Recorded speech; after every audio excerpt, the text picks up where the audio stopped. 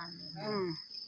एक आंवलिया राजा था जो रोज एक मन सोने के आंवले दान करता था और बाद में जीमता था। एक दिन उसके बेटों बहुओं ने देखा कि रोज इतने आंवले का दान करेंगे तो सारा धन खत्म हो जाएगा, इसलिए इनका दान बंद कर देना चाहिए। फिर पुत्र आया और राजा से बोला कि आप तो सारा धन लुटा देंगे, इसलिए आप आंवले का दान करना बंद कर दो। तब राजा और रानी उजाड़ में जाके बैठ गए और वह आंवलों का दान नहीं कर सके, इसलिए उन्होंने कुछ भी नहीं खाया। तब भगवान ने सोचा कि अगर हमने इनका सत नहीं रखा तो दुनिया में हमें कोई नहीं मानेगा। तब भगवान ने सपने में कहा कि तुम उठो और तुम्हारे पहले जैसी रसोई हो गई है और आंवले का वृक्ष लगा हुआ है, तुम दान करो और जीम लो। तब राजा रानी ने उठ के देखा कि पहले जैसा राजपाट हो गया और सोने के आंवले वृक्ष पर फैले हुए हैं। तब राजा रानी सवा मन आंवले का दान करने लगे। वहाँ पर बेटे बहू के धर्म अन्नदाता का बैर पड़ गया। आसपास के लोगों ने कहा कि जंगल में एक आंवलिया राजा है, सो तुम वहाँ चले जाओ तो तुम्हारा दुख दूर हो जाएगा।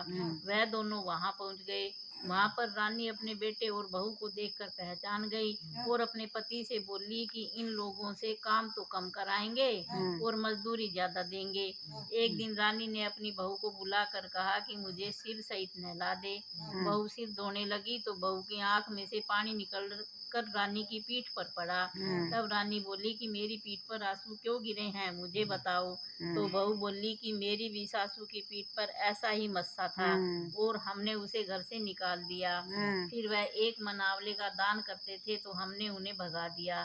तब सासू बोली कि हम ही तुम्हारे सास ससुर हैं, तुमने हमें निकाल दिया था परंतु भगवान ने हमारा सत रखा है।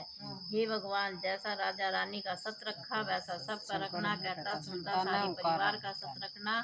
इस कहानी के बाद बिंदाई जी की कहानी सुनो। चलो बिंदाई जी की कहानी। एक छोटा सा लड़का अपने घर से लड़कर निकल गया और बोला कि आज तो मैं बिंदायक जी से मिलकर ही घर आऊंगा।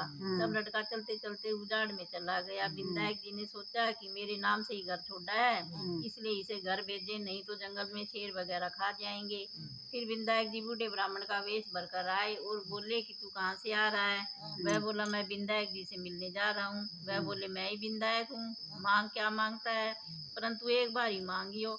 वह लड़का बोला कि क्या मांगू, बाप की कमाई में रखूं, हाथी की सवारी करूं, दाल भात मुट्ठी परोसे, ढोकला मुट्ठी भर कर डाले, स्त्री ऐसी हो जैसे फूल गुलाब का। तो बिंदायक जी बोले कि लड़के तूने सब कुछ मांग लिया, जो तेरा ऐसा हो जाएगा। फिर वह लड़का घर आया तो देखा एक छोटी सी बीनी चौकी पर बैठी है और घर में बहुत धन हो गया। तब वह लड़का अपनी माँ से बोला कि देख माँ, मैं कितना धन लाया हूँ, बिंदायक जी से मांग के लाया हूँ। हे बिंदायक जी महाराज, जैसा उस लड़के को धन दिया वैसा सबको देना, कहता सुनता हमारा पूरे परिवार को देना। बोलो गणेश जी भगवान की जय, विष्णु भगवान की जय।